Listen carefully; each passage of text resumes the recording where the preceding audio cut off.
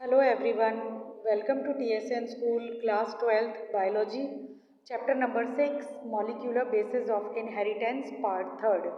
Okay, Griffith experiment हम पहले discuss कर चुके थे. आज हम एवेरी, मैकलॉड और मैककार्टी एक्सपेरिमेंट के बारे में डिस्कस करेंगे.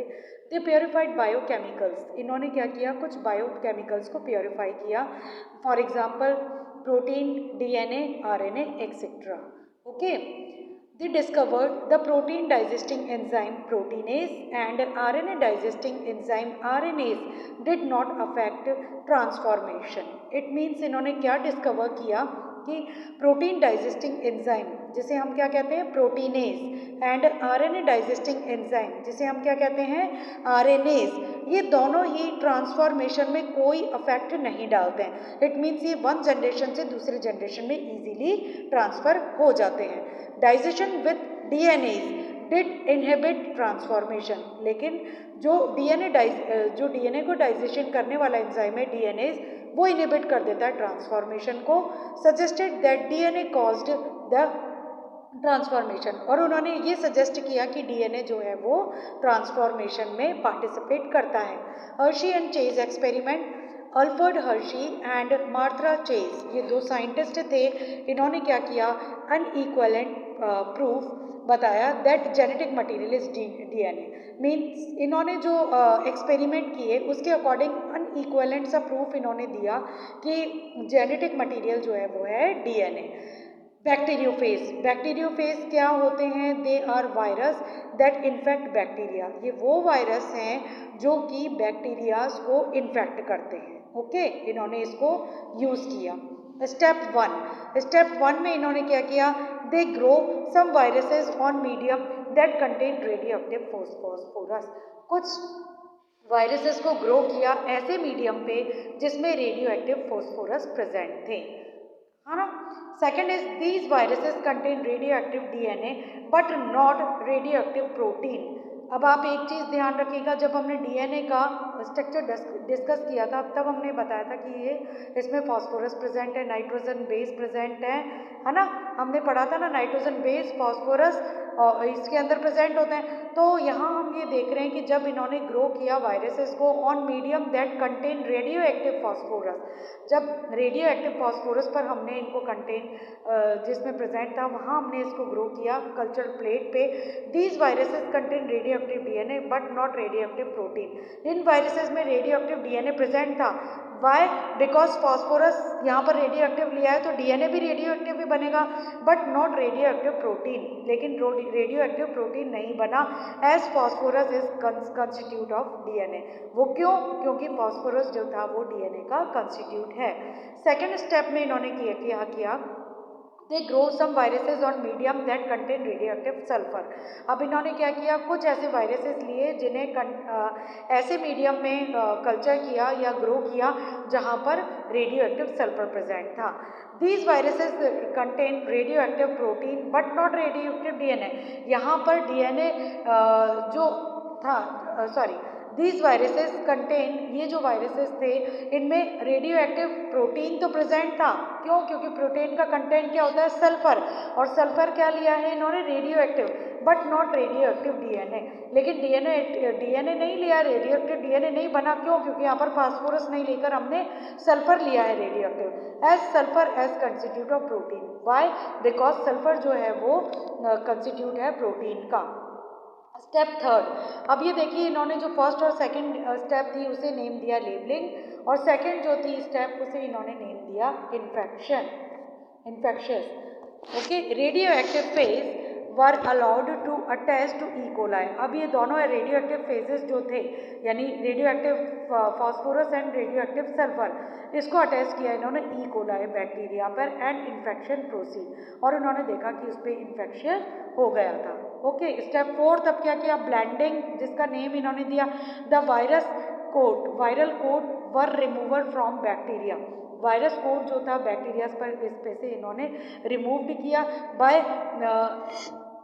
एगिटेटिंग दैम इन ब्लेंडर, जब इसको अपन ने ब्लेंडर यूज़ किया, यानी इसको जब अपन ने मिक्सचर बनाया, ब्लेंडर किया, किसके साथ, वायरल कोट, इसमें से इसको रिमूव कर दिया अपन ने। स्टेप फिफ्थ क्या था, सेंट्रीफ्यूगेशन, वायरस पार्टिकल वर सेपरेट। अब जब इन्होंने सेंट्रीफ्यूगेशन किया तो इन्होंने देखा वायरस पार्टिकल्स देते हुए वो सेपरेट हो गए बैक्टीरिया से, by spinning them in centrifuge, जब हमने इसको सेंट्रीफ्यूज किया।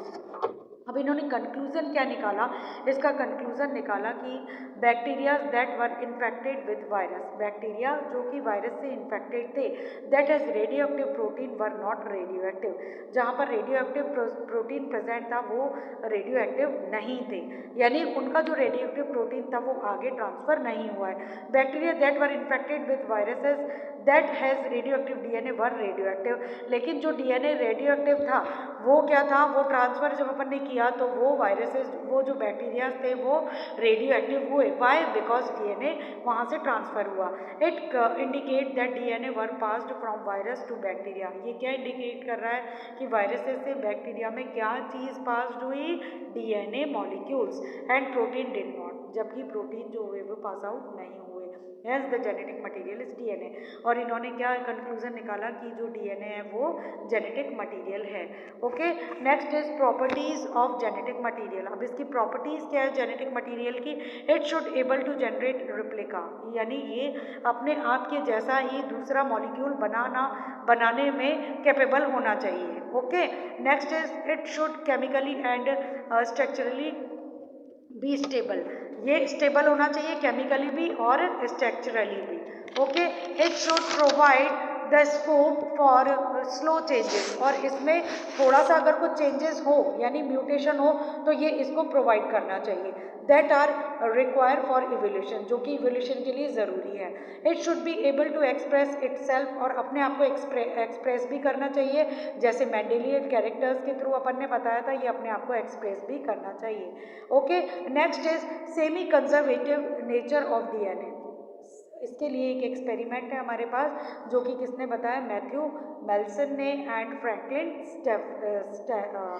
स्टेबलिन ने। इन्होंने परफॉर्म किया एक एक्सपेरिमेंट 1958 में।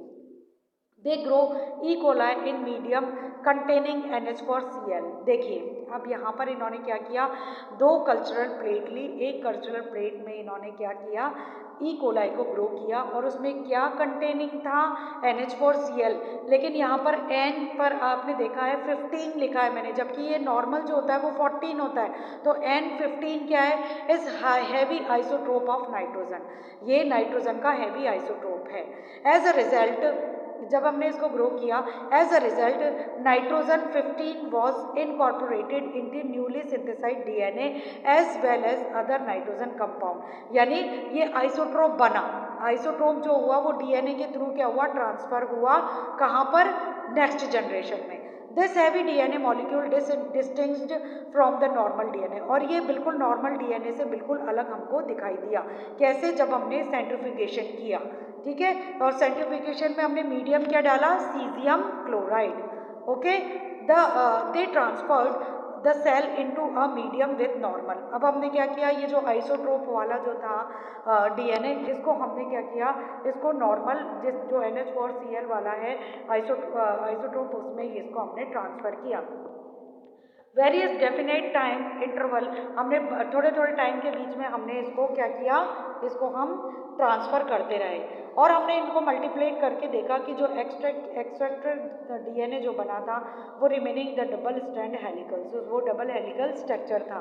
अब देखिए इसके लिए हम, ये आपको मैंने एक फिगर में आपको बताया है, देखिए हम देख लेते हैं एक बार। The DNA that was extracted from the culture one generation after the transfer from N15 to N14 medium after 20 minutes at a hybrid और इंटरमीडिएट डेंसिटी। अभी मैं इसको एक्सप्लेन करती हूँ। DNA extract from the culture after another generation 40 minutes was composed of equal amount of the hybrid DNA and the of light DNA. देखिए सबसे पहले इसमें आपको जो रेड से सिग्नल, जो रेड से आप मैंने ड्रॉ किया है N15 डीएनए, ये आइसोट्रोप है, हैवी आइसोट्रोप है डीएनए का। ओके।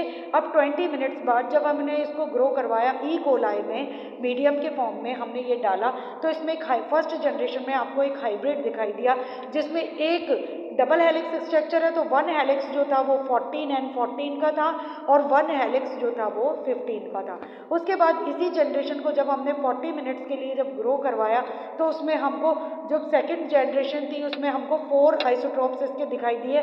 50% तो 14 यानी नॉर्मल वाले थे और 50% जो थे उसमें डबल हेलिक्स में से 1 हेलिक्स 15 डीएनए वाला था और 1 हेलिक्स 14 डीएनए वाला था। ओके। तो फर्स्ट जो स्टेज थी उसमें हम देख सकते हैं कि ये हैवी आइसोटोप है, सेकंड में हाइब्रिड बन रहा है और थर्ड में ये लाइट हाइब्रिड बन रहा है। Separation of DNA by centrifugation. इन जब हमने ये जो एक्सपेरिमेंट किए ना, तो हमको ये कैसे पता चल रहा है कि ये हैवी है, ये हाइब्रिड है, ये लाइट है? हमने सेंट्रीफ्यूगेशन किया सीजियम क्लोराइड से, तब हमें इसकी सेपरेट लेयर्स दिखाई दी। तो फर्स्ट लेयर जो थी वो लाइट हाइब्रिड की थी, सेकंड जो थी वो हाइब्रिड की थी और जो थर्ड जो थी लेयर थी वो हैवी आइसोटोप की थी। ओके। अब नेक्स्ट जो है वो हम नेक्स्ट वीडियो में स्टडी करेंगे। ओके बेटा, थैंक यू।